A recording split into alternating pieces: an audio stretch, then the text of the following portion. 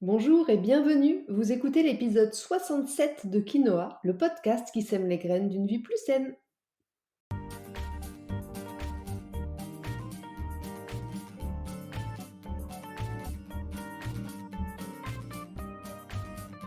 Je suis Julie Coignet, naturopathe spécialisée dans les troubles digestifs et les maladies inflammatoires chroniques de l'intestin. J'accompagne aussi les femmes enceintes, les enfants et les sportifs via des consultations sur Montpellier ou à distance et des programmes en ligne.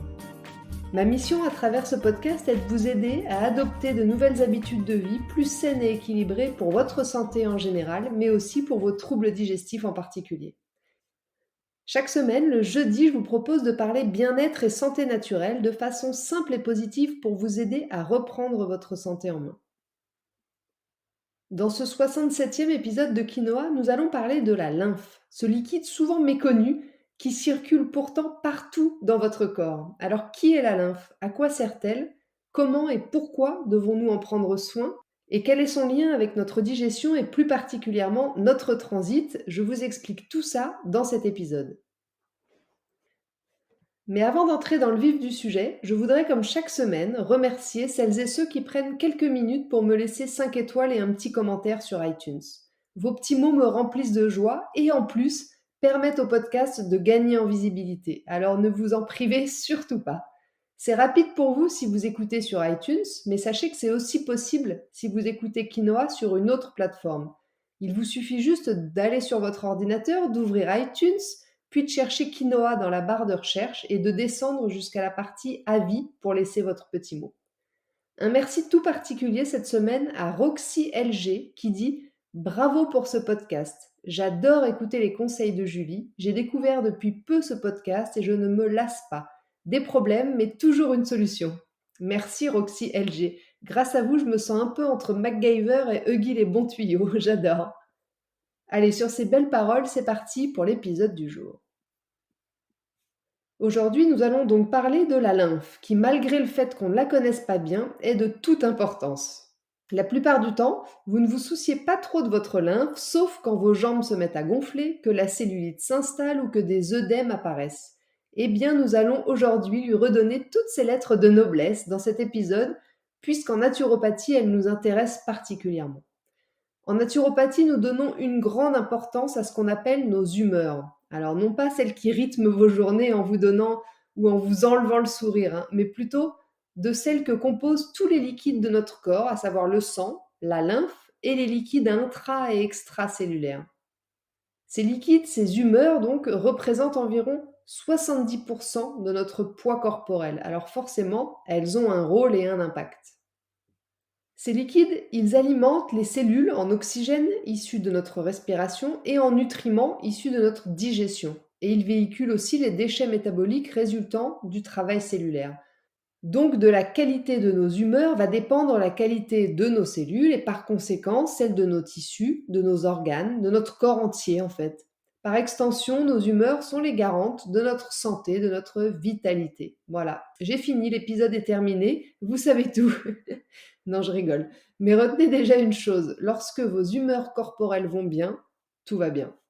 Aujourd'hui, nous allons donc plus précisément parler d'une de nos humeurs, d'un de nos liquides internes, la lymphe.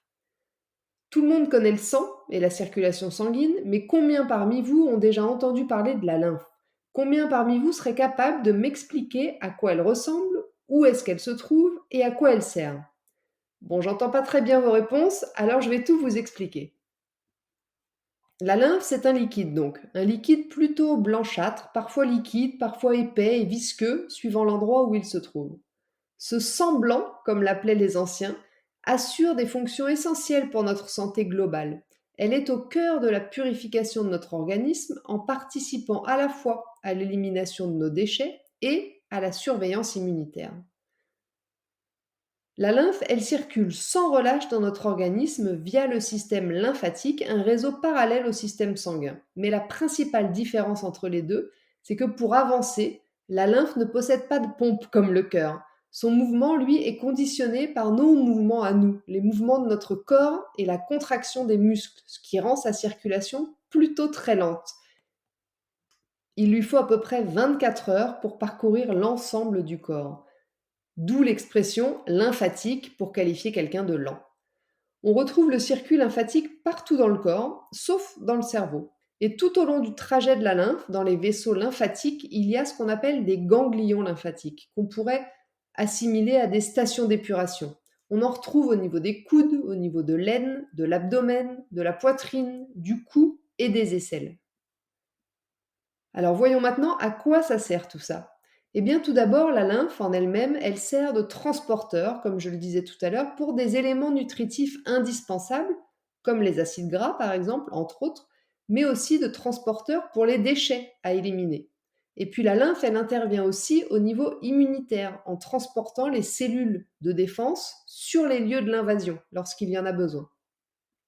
Et tout ça, ça se passe donc grâce à la circulation de la lymphe, mais aussi à travers les ganglions lymphatiques, qui sont à la fois des réservoirs de lymphocytes, nos petits soldats de l'immunité, et le lieu de destruction des bactéries et des virus. Vous voyez comme c'était important de faire connaissance avec votre lymphe quand même.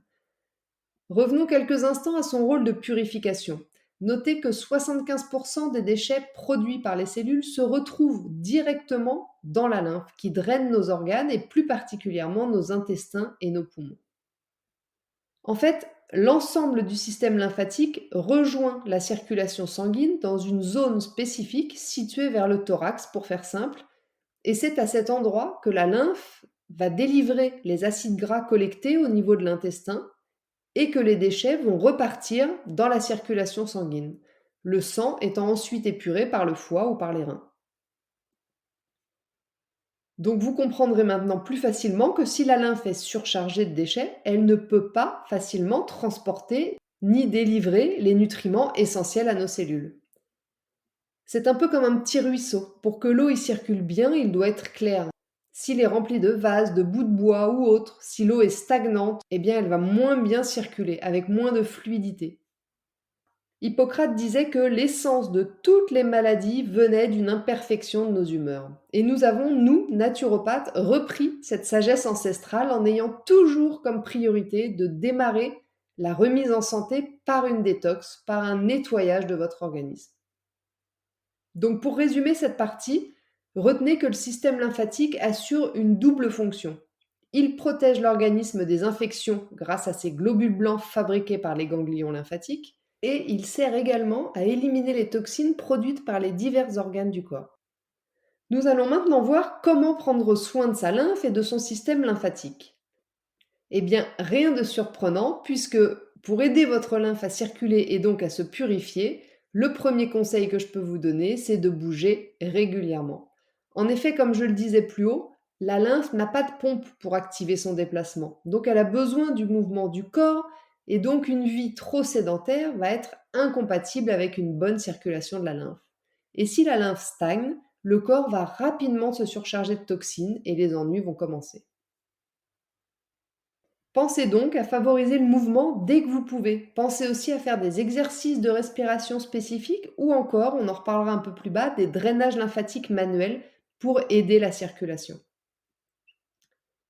Mon deuxième conseil va être bien sûr de limiter votre production de déchets en adoptant une hygiène de vie la plus saine possible avec une alimentation adaptée, non transformée, mais aussi en évitant les drogues et autres additifs pourvoyeurs de toxines.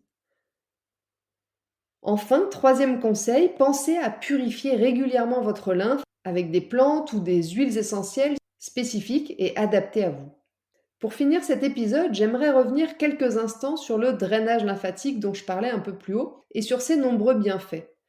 Mis au point par le docteur Volder, le drainage lymphatique manuel a fait ses preuves pour soulager les œdèmes des jambes ou des bras, pour aider à diminuer la cellulite, la rétention d'eau, mais aussi un peu moins connu dans les cas d'inflammation de la peau, eczéma ou acné, ou encore de troubles gastro-intestinaux. En fait, le drainage lymphatique va aussi superbement bien accompagner les personnes qui ont des ballonnements intestinaux ou de la constipation.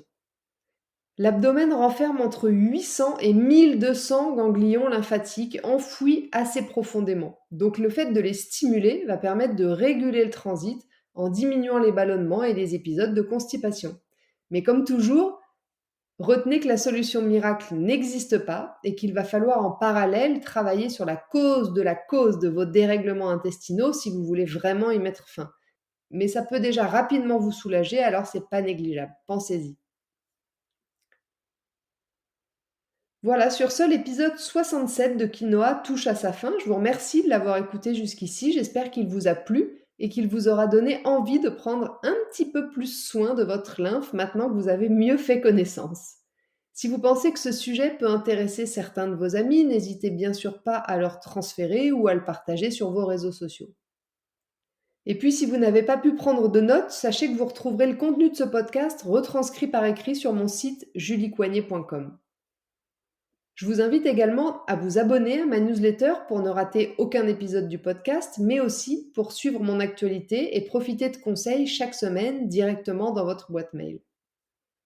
La semaine prochaine, dans l'épisode 68 de Quinoa, nous allons plonger dans le monde magique et merveilleux des abeilles et des innombrables bienfaits des produits de la ruche avec une invitée exceptionnelle. Je vous en dis plus la semaine prochaine.